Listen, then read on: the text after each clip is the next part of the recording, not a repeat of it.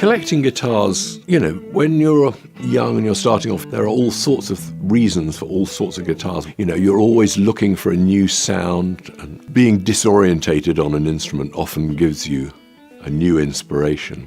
And that led me into becoming a bit of a collector.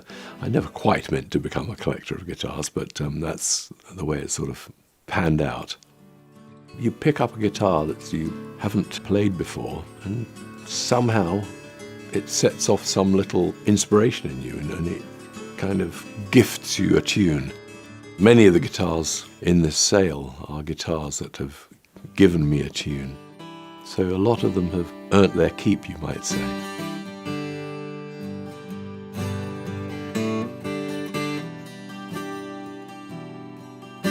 So that fell out of this guitar in the control room of number 3 at Abbey Road in 75. The very first time I went to the States, which was sometime in 1968, TWA, who were transporting our gear, lost my Fender Telecaster that my parents had given me on my 21st birthday, never to be seen or found again. And so I had to go out and buy a guitar, and Manny's was already legendary, so I went to Manny's on 48th Street. Yeah, it's like a kid in a sweet shop. These guitars, they've given so much to me.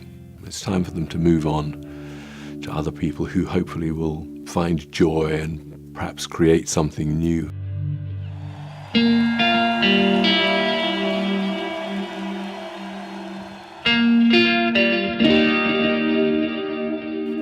My dream and ambition was to have a Fender, preferably a Stratocaster.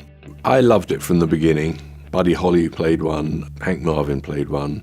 That was enough for me. I just wanted a Strat.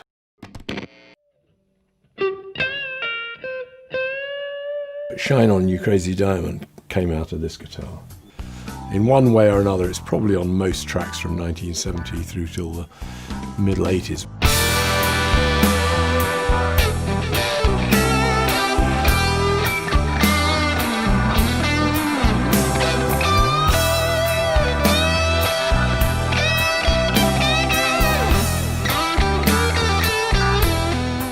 I have a white 1954 Stratocaster. The serial number is 0001. This guitar was given by Leo Fender with all gold parts to a guy called Rex Gallion. Rex Gallion is the guy who, when Leo Fender took him the Stratocaster, the first Stratocasters, suggested that he sculpt out the body to make it fit easier. Because a plank of wood just sitting on you has got rough edges. And this guy apparently was the guy who gave him the tip-off of how to make it more comfortable to play and why it's become iconic. I think it's the rhythm guitar on Another Brick in the Wall. One of the nicest guitars I've ever had or played. It's got a beautiful tone. There's really been no improvement on the Stratocaster and on the electric guitar since that guitar came out in '54. I'd always fancied Les Paul. I'd tried them out at various times. I came across a rather beautiful gold-coloured Les Paul, and it unusually had gold all the way on the back of the neck and everything, and that's the guitar I bought back in 1978, and that's the one I used on the solo on Another Brick in the Wall Part 2.